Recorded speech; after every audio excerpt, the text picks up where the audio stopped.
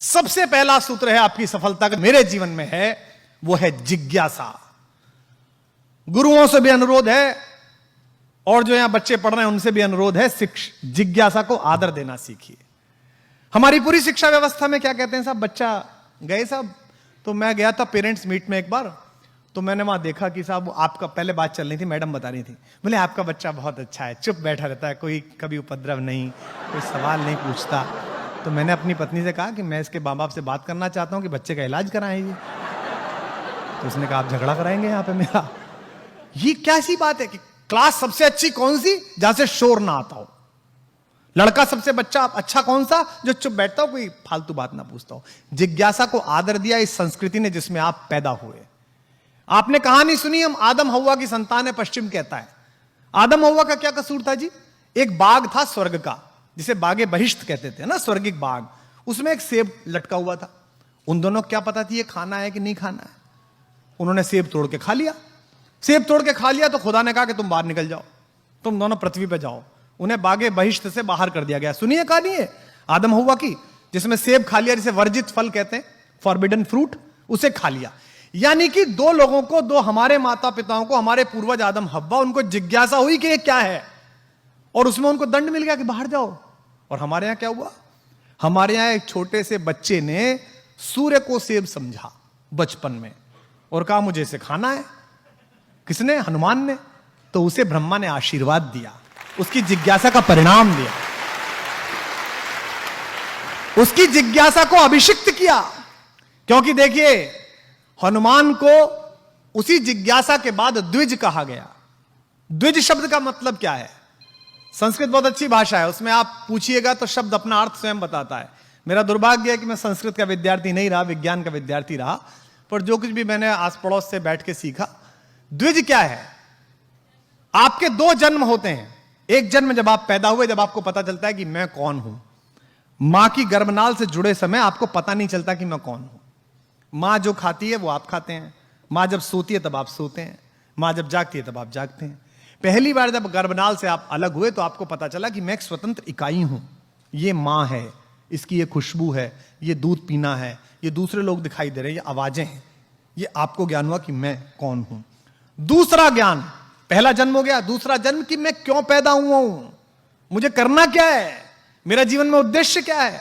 तो जितने लोग यहां बैठे रात को सोते समय आज सोचना, कल सोचना, परसों सोचना, एक हफ्ते सोचना कि मैं पैदा क्यों हूं, मैं करना क्या है, मुझे, मैं कौन हूं, मैं आया किस लिए हूं। इसलिए थोड़ी आया हूं कि सुबह खाना खाऊं, शाम को खाना खाऊं, सो जाऊं, सुबह जो है वो मोदी जी के स्वच्छता अभियान में चला जाऊं। इसके लिए थोड़ी पैदा हुआ हूं। मेरा जीवन का उद्देश्य क्या है? तो हनुमान को बताया गया कि तेरा जीवन का उद्देश्य ये है, पर तुमने ये अपराध किया है, इसका दंड यह है कि तुम इसे तभी याद कर पाओगे जब कोई याद दिलाएगा। तो एक जामवंत आए जिन्होंने कहा कि भाई तुम इस काम के लिए पैदा हुए, और वो काम हो गया। तो जिज्ञासा का आदर करना सीखिएगा, और जिज्ञासा का आदर हमारी पूरी भारतीय मनीषा में है। शिष्य ने गुरु से कहा कि आप कौन हैं? तो गुरु ने कहा कि मैं ईश्वर हूं, अहम ब्रह्मास्मि। तो उसने कहा अच्छा आप ईश्वर हैं, तो मैं कौन हूं? तो गुरु ने कहा तत्वमसि, तू भी ईश्वर है। तो शिष्य ने कहा फिर ये पूरी दुनिया कौन सी है? तो उसने कहा यह सर्वम जगदम खलु, ये पूरा संसार ही ईश्वर है, ये सभी ब्रह्म है। यानी कि जिज्ञासा प्रारंभ हुई। जिज्ञासा का इतना सम्मान भारतीय संस्कृति में है कि एक छोटा बच्चा, एक मुनि का बच्चा, बहुत पूछता था सवाल।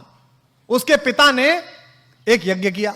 यज्ञ करने के बाद वो अपने पिता से पूछने लगा, ये गाय किसे दोगे? ब्राह्मणों को। ये अग्नि किसे दोगे? यज्ञ की अग्निहोत्र ब्राह्मणों को। अच्छा ये किसे दोगे? चावल वंचितों को। ये किसे दोगे? बहुत सवाल पूछा। आखिर में वो नचिकेता अपने पिता से बोला मुझे किसे दोगे? तो बाप नाराज होकर बोला तुझे दूंगा यमराज को। और आपको कथा मालूम है कठोपनिषद की, नचिकेता यमराज के द्वार गए और यमराज ने उन्हें मृत्यु और जीवन का ज्ञान दिया। यानी कि जिज्ञासा में एक छोटा बच्चा भी भगवान के पास पहुंचा और भगवान ने उसकी जिज्ञासा का शमन करके वापस भेजा। यह भारत का संस्कार है। तो जितने शिक्षक यहां पर हैं, मैं उनसे अनुरोध करता हूं, जितने अभिभावक यहां पर हैं, बच्चे की किसी भी प्रकार की जिज्ञासा के प्रति क्रोधित मत होइए। जिज्ञासा से ही उसका वर्तुल खुलेगा ज्ञान का। दुनिया में सेब कब से नीचे गिर रहा था, किसी ने नहीं सोचा। एक आदमी ने सोचा कि नीचे क्यों गिर रहा है। उस समय तो अगर उसके माँ बाप से उसने कहा हो जी ये सेब नीचे क्यों गिरा, तो बाप ने कहा होगा लड़का पागल हो गया, बताइए भाई अबे सेब ऊपर थोड़ी जाएगा, नीचे ही गिरेगा। पर क्यों गिरेगा?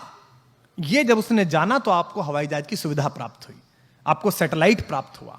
जिस मध्य प्रदेश में मैं खड़ा हूं, यहां 2200 साल पहले इसी जबलपुर से थोड़ा आगे चल के सरगुजा के पर्वत पर एक कविता लिखी महाकवि कालिदास ने, मेघदूत। आप सबने पढ़ी होगी मेघ की कहानी।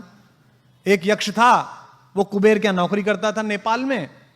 अब वो सुबह सुबह उसका फूल लाने का काम था पूजा के लिए। बेचारा फूल तोड़ के लाता था 5 बजे। भगवान शंकर की आराधना करते थे कुबेर। 6 बजे उठ के ब्रह्म मुहूर्त में उस यक्ष की शादी हो गई। शादी हो गई तो बेचारा देर तक पत्नी के साथ बात करता था, देर तक जागता था। एक दिन नींद नहीं खुली तो 6:30 बजे पहुंचा, पूजा में लेट हो गए। तो कुबेर ने पूछा कि तू लेट क्यों हुआ? तो उसने कहा साहब मैं नया विवाह हुआ है, पत्नी से बहुत प्रेम करता हूं, उसकी वजह से लेट हो गया। उन्होंने कहा कि जिसके कारण तूने मेरी ड्यूटी में, अपनी ड्यूटी में विघ्न डाला है, तू उससे 1 वर्ष के लिए दूर हो जा। यानी कि उसका ट्रांसफर कर दिया, ये मानो। तो उसको भेज दिया सरगुजा। उसने यहां से अपनी पत्नी को पत्र लिखे। अब डाकिया तो था नहीं, तो उसने मेघ पर पत्र लिखे। वो कविता बनी मेघदूत। पढ़ी होगी आपने, सुना होगा कि मेघदूत लिखा गया। मैं दावे के साथ कहता हूं कि आज से 2200 वर्ष पहले, 2500 वर्ष पहले जब मेरे पूर्वज कालिदास ने कविता लिखी, तो विज्ञान के पूर्वज उस पर हंसे कि यार बादल पे भी कोई संदेश भेज सकता है, पागल हो गया है क्या ये? कवि है, मूर्खतापूर्ण बातें कर रहा है, बादल पे कोई कैसे लेटर लिखेगा? लेकिन अगर उस समय के भारतीय वैज्ञानिकों ने हमारे कवि को गंभीरता से लिया होता और सोचा होता कि कुछ हो सकता है, तो आज जो ये मोबाइल के ऊपर MMS उतरता है, जो वीडियो उतरता है, ये टेक्नोलॉजी सबसे पहले हम लाए होते हैं।